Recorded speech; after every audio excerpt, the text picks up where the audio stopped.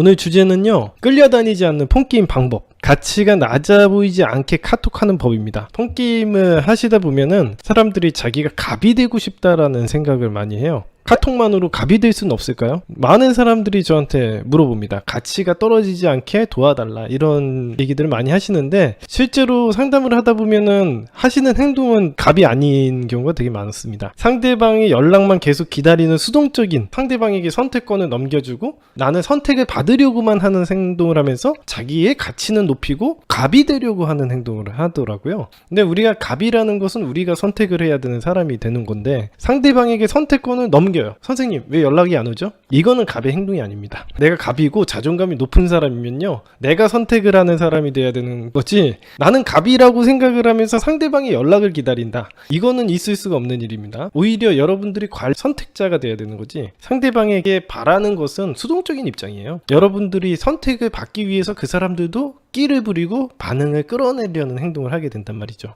그래서 많은 분들이 이 카톡을 갖다 잘하고 싶다, 카톡에서 갑이 되고 싶다, 이렇게 생각하시는 분들이 있는데, 아주 기초부터 따라오시면 되게 좋을 것 같아요. 기초가 탄탄해야지 여러분들이 갑이 되는 겁니다. 상대방에게 카톡 왔을 경우에 어떻게 대처해야 되는지부터 배워보도록 할게요. 일단 상대방에게 카톡이 왔을 때 첫 번째, 너무 격한 반응을 보이지 마라. 이런 반응 보이면 안 됩니다. 와, 너가 연락을 다 하더니 야, 내일은 해가 서쪽에서 뜨려나? 아, 웬일이야, 이런 것들 있죠. 아니면 무슨 일이야? 회사는 다녀온 거지?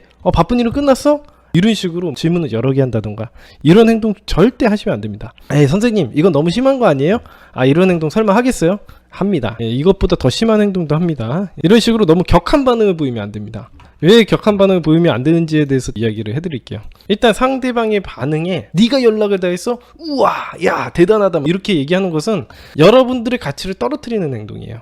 그러니까 상대방의 연락을 오매불망 기다렸다는 행동이 되는 거죠. 이런 행동은 마치 여러분들이 기다렸던 보상을 받는 것 같은 행동을 취하는 거거든요. 그런 행동 태도를 취하면 상대방은 말 그대로 아주 높은 가치의 프라이즈가 되는 거예요. 상대방이 상이 되고 여러분은 그냥 그 상을 오매불망 기다리는 가치가 낮은 사람이 되는 겁니다. 여기서 이런 질문을 할 수도 있죠. 선생님, 누군가 나를 기다려준다는 거는 되게 좋은 일인 것 같은데요?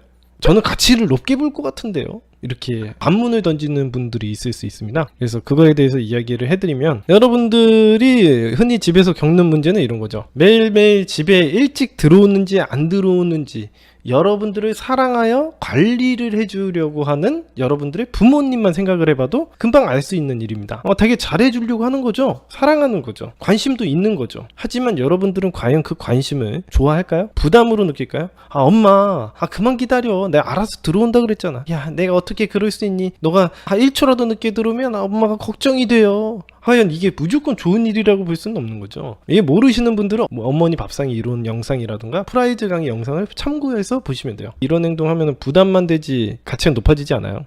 그리고 특히 재회를 하시는 경우에는 더욱더 그렇습니다. 여러분들이 재회를 기다리는 입장이라는 것은 사실 그 전에도 오매불망 기다리고 불안해하고 이런 정서적으로 괴롭힘이 있었을 가능성이 굉장히 높거든요. 인간의 재회라는 것은 정서적인 의존관계를 의미해요. 그렇기 때문에 내가 상대방과 헤어진다라는 것은 상대방이 스트레스를 받았다는 거고, 스트레스가 뭐냐라고 따지면은 상황적인 스트레스와 어떤 인간이 주는 부담감, 이 두 가지 정도로 딱 구별할 수 있거든요. 거의 여러분들이 상황이 안 좋은데 질척거렸거나 뭔가 부담을 줬거나 스트레스를 줬기 때문에 이 관계가 종료가 됐겠죠. 누군가가 나를 좋아하고 오매불망 기다리는 것은요, 이처럼 단기적으로는 좋다고 생각할 수 있어요. 자기가 지금 당장 나를 좋아하는 사람이 별로 없는 경우에. 막상 근데 그게 닥치면은 그렇게 행복하지가 않아요. 뭐든지 어느 정도는 여러분들이 원할 때 그게 주어져야 되는 거지, 계속 부담감으로 작용을 하게 되면 여러분들이 매력이 떨어지고 가치가 떨어질 수밖에 없습니다. 상대방이 답장이 오더라도 바로 답장을 하지 말고 한 10분 정도는 여유를 가지고 난 이후에 답변을 하시는 게 좋습니다. 이렇게 하는 이유는 뭐냐면, 상대방이 첫 카톡을 보내고 나서 우리에게 또 추가적으로 더 하고 싶은 말이 있을 수도 있는데, 우리가 너무 빨리 답을 해버리면은 상대방이 말할 수 있는 기회를 놓쳐버리게 돼요. 원래 하려던 말을 못하게 돼버립니다. 예를 들어서 이런 거죠. 상대방이 잘 지내? 저번에 뭐 이렇게 얘기하려고 했는데 여러분들이 마음이 급해가지고 잘 지내지? 어쩐 일이야? 회사 잘 다니고? 아픈 데는 없고? 일은 잘 풀려? 어때? 막 그러면 상대방은 오랜만에 연락이 없어서 여러분들에게 얘 아직까지도 이렇게 사나? 그런 호기심이 생겨서 알아가려고 노력하려는 찰나였는데 여러분의 과도한 관심이 여러분이 좋아하는 그 상대방에게 있어서 노력하기가 어려운 상태가 되게 만든다는 거죠. 그러면 여러분들의 가치는 또 떨어지고 상대방은 노력하지는 못하겠죠. 또다시 여러분들은 매력을 잃어버리기 쉬운 상황이 된다. 또 이런 질문 하시는 분들이 있을 수 있습니다. 선생님, 만약에 한 10분 정도 후에 답장을 했는데 일십을 당하거나 차단을 당해버리는 거 아니에요? 이렇게 얘기하시는 분들도 정말 많습니다. 그건 아무 문제 없습니다. 이게 이렇게 생각하시면 돼요. 여러분들의 동성 친구들은 연락을 해놓고 10분 기다리다가 연락 안 받으면 여러분들 차단해버립니까? 아니 솔직하게 10분이 아니라 1시간 하루 동안 연락이 없어도 바쁜 일이 있었을 수도 있는 거잖아. 뭐하는 중이겠거니 생각하는 게 일반적입니다. 여행을 갔었을 수도 있고 내가 그 사람의 스케줄을 다 알고 연락을 하는 건 아니잖아. 뭔 일이 있겠거니 나중에 연락이 오겠거니 라고 생각하는 게 당연한 일입니다. 너무 마음이 급하셔가지고는 아무것도 할 수가 없습니다. 그걸 그렇게 불안해하시면은 정상적인 인간관계가 안 되는 거죠. 만약에 상대방이 우리를 그렇게 차단하는 경우가 있을 수도 있어요. 사람들이라는 게 일을 할 수도 있는 거고 부득이한 경우가 생길 수도 있고 무슨 사건이 있을 수도 있는 건데 10분 기다려보고 여러분들의 연락을 차단해버린다? 그러면 상대방의 멘탈이 정상 수준은 절대 아닐 거라고 판단이 듭니다. 여러분들 만약에 이런 식의 인간관계라도 나는 진행하고 싶다라고 얘기를 한다면 여러분들은 3분 대기조가 돼야 됩니다.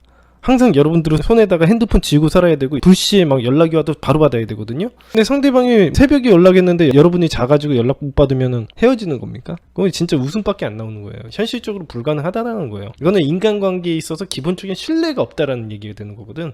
사람들이라는 게 일반적으로 무슨 일이 있을 수도 있고 믿음을 줘야 되는 관계가 되는데 서로 못 믿는다는 얘기밖에 안 되잖아. 불신을 전제로 해가지고 관계를 만들면 좋은 관계가 나타날 수가 없어요. 우리가 1분 만에 연락을 받아도 야 너는 왜 이렇게 일찍 연락을 받아? 이렇게 얘기하면 뭐라고 하실 거예요? 그냥 기본적으로 인간이 가지고 있는 불신이고 불안감이라고 볼 수 있는 거죠. 여러분들이 스트레스가 많아서 마음속이 불안할 수도 있어요. 그로 인해서 이것저것 걱정을 많이 할 수도 있는데 이런 행동이 장기적으로 인간관계나 연인관계로 봤을 때는 상대방의 불안감을 더 키우게 되는 행동이 되고 상대방을 더 버릇없게 만들게 되는 행동이 됩니다. 그래서 점차 여러분들을 막대하게 만들 수도 있죠. 결과적으로는 이 관계가 유지가 안 되겠죠. 그래서 여러분들이 생각하기에는 당장 연락을 받는 게 기회처럼 느껴지겠지만은 여러분은 이렇게 행동을 함으로써 점점 프라이즈성을 잃고 결국에는 버림을 받게 된다는 거죠.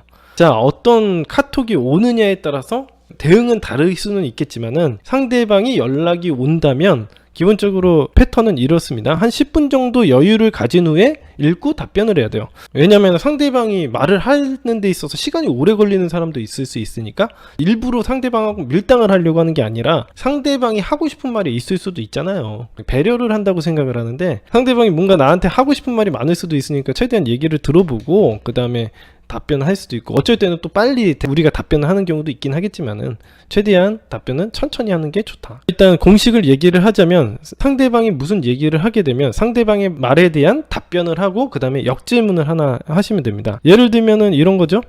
상대방이 뭐 잘 지내냐고 왔다. 그러면 나는 잘 지내? 오빠는 잘 지내? 이렇게 얘기하면 되지. 너무 길게 보내면 안 됩니다. 이 정도면 딱 좋고 상대방이 뭐해? 라고 보냈을 때 그냥 있지. 뭐 왜? 무슨 일 있어? 이렇게 얘기하는 거야. 이 정도는 얘기할 수 있죠.